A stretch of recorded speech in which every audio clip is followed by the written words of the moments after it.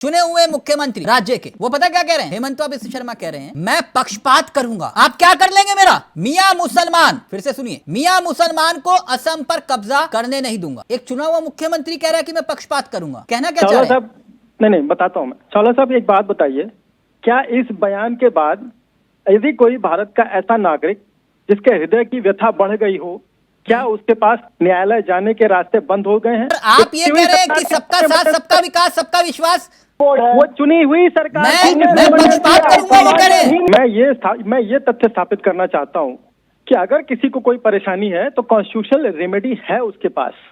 आप इस बयान का समर्थन करते हैं? पूरा समर्थन करता हूं। क्यों?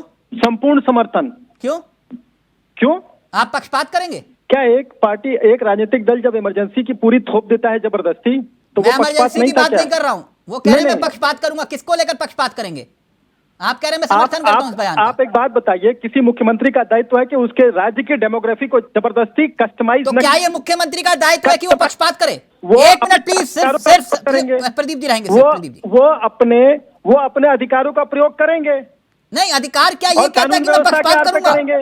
नहीं, आप ये बताइए, मैं बिना किसी पक्षपात के नहीं, संविधान की शपथ, शक्तियां और आप ये कह रहे हैं कि मैं पक्षपात करूंगा। अरे आप मियां मुसलमान को असम पर कब्जा नहीं करने दूंगा। मियां मुसलमान, एक मिनट मैं बताता हूँ कि मैं अपने प्रदेश को डेमोग्राफिकली चेंज नहीं होने दूंगा। तो उसमें कौन सी बुराई है? आप पक्षपात किसको लेकर कर रहे हैं? आप अगर वाय शक्तियां अगर किसी प्रदेश की स्थिति को बिगाड़ने का प्रयास करेंगी तो मुख्यमंत्री को पूरा अधिकार है कि वो पक्षपात करे, चाहे कुछ भी करे। चाहे मुख्यमंत्री ये बोले कि सब्जियों की बढ़ती कीमत के लिए मियां जिम्मेदार है। सर ये दूसरी चर्चा का विषय, मेरे पास डेटा है इस चीज को लेकर के। मैं यही बात हेमंत बिश्व शर्मा ने कहा है कि सब्जियों की बढ़ती कीमत के लिए मियां जिम्मेदार है। मैं इस पे चर्चा कर सकता हूँ, लेकिन आज वो विषय नहीं है। आप सुनेंगे, आप चलिए मैं बताता हूँ कौन जिम्मेदार है ना। तो आप बताइए, मैं बताता हूँ आपको, बताइए ना। आप कभी आजादपुर मंडी गए सर? जरा पड़ोस में जाके देख लीजिए कितने सब्जी वाले कौन है। अच्छा हाँ, चलिए इसी बात को ले लेते हैं। अच्छा, अभी कौन सा त्योहार आता है? कौन सा त्योहार गए? मैं हिंदू नाई से बाल कटवाता हूँ। अच्छा, तो मतलब जात पूछ के कटवाता हूँ मैं, और पूछ के कटवाता हूँ मैं। पूछ के बाल कटवाते हो? मेरी मर्जी, मुझे पैसा देना, मेरा बाल। हाँ, ये मेरा अधिकार है कि नहीं है? नहीं, ये क्या मेरा अधिकार नहीं है? ड्राइवर जो ट्रक चलाता है, जो बस चलाता है, पहले बस वाले से पूछते हो आपकी जात क्या है? मेरी मर्जी, मैं अगर कोई होता है तो नहीं जाता हूँ। अब मेरी मर्जी, संविधान मुझे अधिकार देता है उस बात की कि मैं किसके साथ बिजनेस करूं, किसके साथ बिजनेस नहीं करूं, और डंके की चोट पे कहता हूं। आप जो है ये जात और धर्म और ये सब कुछ करेंगे, ये भी ज्यादा। चावला साहब, वक्फ बोर्ड को इतनी सारी संपत्तियां दे गई, शायद आप उस समय पत्रकार नहीं थे। नहीं, पक्षपात की बात कर रहा हूं, बिल्कुल सही कहा। तो मैं वही पूछ रहा हूं आपसे।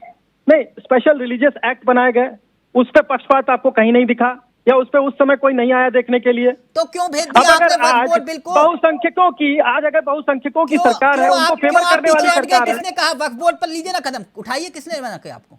कौन पीछे हटा है? कहाँ है वक्फ बोर्ड का बिल? नहीं, क्या जेपीसी कॉन्स्टिट्यूशन नहीं होती, संवैधानिक नहीं है? पहले जेपीसी के पास कितने बिल गए थे? नहीं, क्या ये अभी असंवैधानिक हो गया क्या? तो संवैधानिक की तो मैं बात कर रहा हूं। आप वक्फ बोर्ड पे कह रहे हो तो कदम उठाइए, किसने रोका आपको? अरे चौला साहब, देखिए क्या है ना कि अच्छी आदत मान लीजिए अपनी या बुरी आदत मान लीजिए, अगर मैं उस पर डिटेल में चर्चा करने लगता हूं तो आप फिर धोबिया पचाट उठा के रख देते हैं। हालांकि ये दूसरों के साथ भी करते हैं, मेरे साथ कोई ऐसा विशेष नहीं है। नहीं, लेकिन हेमंत बिश्व शर्मा, नहीं, जो विषय है मैंने वही पूछा आपसे। आपने वक्फ बोर्ड का जिक्र किया तो जेपीसी के पास आपने भेजा, और 10 साल में कितने बिल आपने भेजे तो वो भी बता दीजिए मुझे। अरे 10 साल के बिलों को और जेपीसी से, इस वक्फ बोर्ड के बिल से क्या संबंध हो गया भाई? जी ठीक सर, ठीक।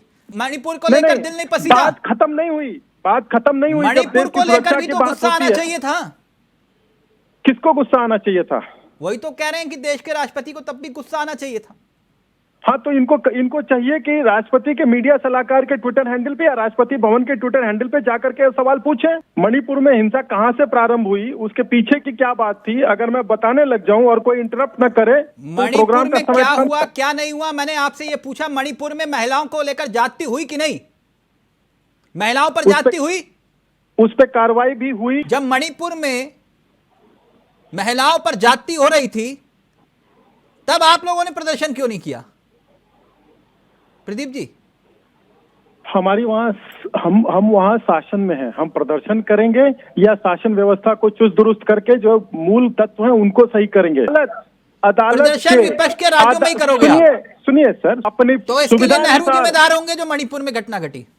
अरे सर, नेहरू जी तो बहुत सारी चीजों के लिए जिम्मेदार है, लेकिन आज चर्चा उसकी नहीं होगी। किसी दिन और कार्यक्रम रखिए, मैं नहीं, बताऊंगा। आपकी बात से तो ऐसा ही महसूस हो रहा है कि मणिपुर में जो हालात बिगड़े, जो महिलाओं पर भी ज्यादती हुई, उसके लिए नेहरू जिम्मेदार थे।